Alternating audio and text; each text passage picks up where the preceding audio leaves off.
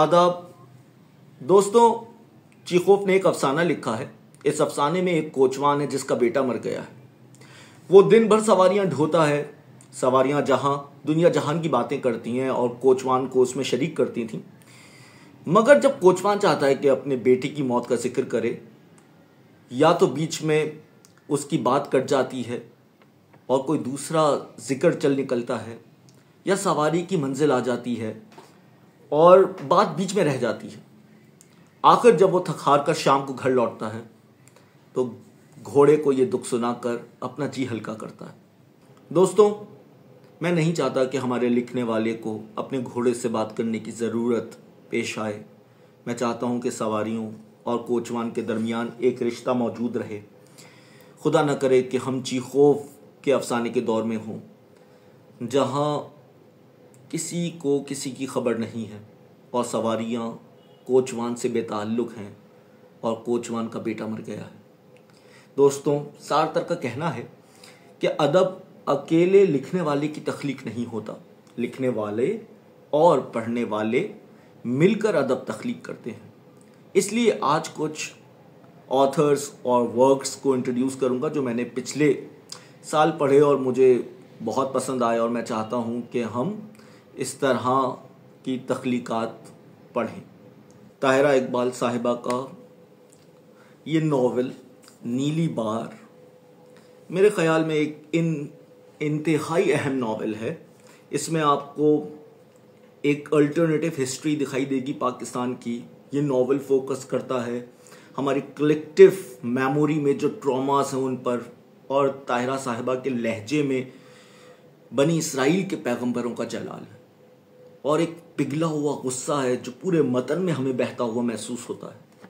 ये एक historical novel है जो इस पॉलिटिकल डिज़ायर से ड्रिवन है कि हम मार्जिनलाइज्ड यानी पिछड़े हुए तबकात की तारीख को रिकॉर्ड कर लें जिनको भुला दिया गया है।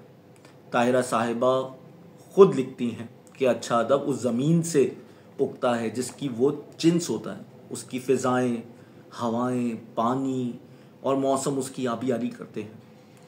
ये नॉवल एक ऐसी अदबी दस्तावेज़ है जिसमें हमारे समाजी और तारीख़ी सूरत हाल की अक्कासी हो गई है। इस नॉवल में सियासी, तारीख़ी, समाजी और मुआशी सूरत हाल से जो मसाइल और हालात पैदा होते हैं और उनके तनाजुर में हमारे मुआशरे के अफराद जिस कैफियत से दो चार होते हैं, जो अमल और रद्द अमल ज़ाहिर करते हैं, जो नफ्सियाती और जज्बाती कशमकश जन्म लेती है, जो तबकाती और ग्रोही सोच पनपती है, जिस तरह दिमागी और जज्बाती सेहत मुतासिर होती है, रूहानी और अखलाकी इक़दार की शिकस्त व रीख्त बर्पा होती है, जिसके नताइज ज़मीर या ख़मीर को उभारते या मारते हैं। यानी इंसानी ज़िंदगी के अंदरून में, उसके बातिन में जो तब्दीलियाँ रूनुमा होती हैं, जिनका ताल्लुक़ लामुहाला ख़ारिज के वाक़यात के असरात से जुड़ा है, ये सारा अमल इनके अदब की अक़लीम या मौज़ूआत में आ गया है। दूसरा नॉवल जिसने मुझे इंतहाई मुतासिर किया वो अख्तर रज़ा सलीमी साहिब का जंदर है। जंदर रिवायती मानों में वो आला है जो गंदम को पीसने के लिए इस्तेमाल होता है और नॉवल में ख़ास अंदाज की मुआशरत की अलामत बन गया है। वो आहिस्ता आहिस्ता मिट रही है, यानी एक ख़ास किस्म की गुडनेस थी हमारी प्री मॉडर्न लाइफ्स के अंदर, जो सनती इनकलाब के नतीजे में पसपा होकर कहीं पस मंज़र में मिलकर धुंधला गई है।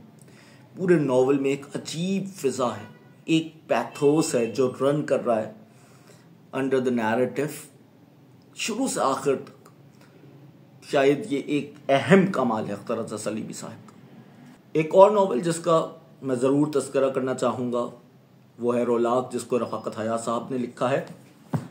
ज़रूर पढ़िए ये नॉवल।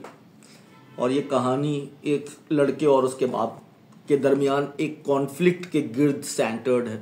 अगर आप इसे साइको एनालिटिक लेंस से पढ़ेंगे तो आपको फ्राइड के एडिपस कॉम्प्लेक्स यानी तमाम मेल्स अपने फादर्स को अनकॉन्शियसली चाहते हैं डिस्प्लेस करना, इसके भी कुछ खफीफ इशारे मिलेंगे।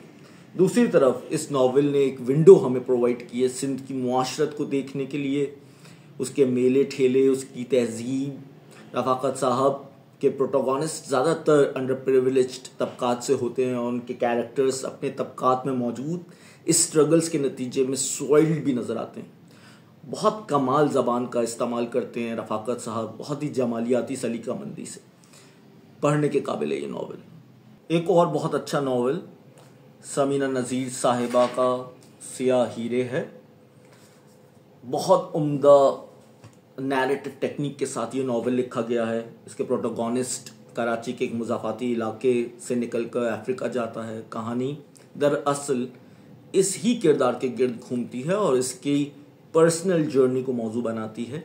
लेकिन इस नावल में कुछ और भी किरदार हैं जो इस नावल के मरकज़ी किरदार सलीम की तरह ही जानदार हैं। ख़ास तौर पर जो ख़वातीन हैं वो बहुत मजबूत और तवाना आवाज़ रखती हैं। मेरे ख़याल से नीली बार और सियाह हीरे की ख़वातीन किरदार एक ऐसे मुआशरे में जो मेल डोमिनेंट है, एक ऐसे बयानिए को पेश करती हैं जो पैट्रियार्कल सोसाइटीज़ के इक़दार को चैलेंज करता है।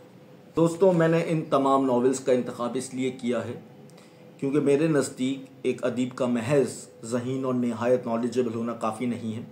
एक अदीब होने का मतलब ये है कि आप सच्चाई को हाईएस्ट वैल्यू यानी सबसे अहम कदर समझते हैं और आप हमेशा कोशिश करते हैं उसके हुसूल के लिए हर इन्फ्लुएंस को भुलाकर अपनी तमाम मोटिवेशंस और बायसेस के बावजूद जो भी सच्चाइयाँ आप तलाश करते हैं आप उनके लिए स्टैंड करते हैं। उससे कतई नज़र कि उन सच्चाइयों की क्या इम्प्लिकेशंस हैं। मेरे जहन में अदीब का यही मतलब है। सच्चाइयाँ चाहे इनकन्वीनियंट और अनकंफर्टेबल हों फिर भी वो उनके लिए खड़ा हो, स्टैंड करे। अदीब की ज़िद कोई स्टूपिड डम और अनएजुकेटेड आदमी नहीं है, बल्कि अदीब का ऑपोजिट एक खुशामद पसंद एस्केसर और फ्लैक होता है। एक ऐसा शख्स जो पहले से तयशुदा मौक़िफ़ के हक़ में दलाइल करता है, चाहे शवाहिद और मंतक, एविडेंस और रैशनैलिटी उसे वहाँ ना भी ले जाएं। एक आम शख्स जो दानिश्वर नहीं होता वो ताकत, दौलत या असर रसूख के हक़ में अपने फोर्स ऑफ परसुएशन को डिप्लॉय करता है। लोगों को वही बातें बताना पसंद करेगा जो वो सुनना चाहते हैं। दानिश्वरी इसके बरअक्स है।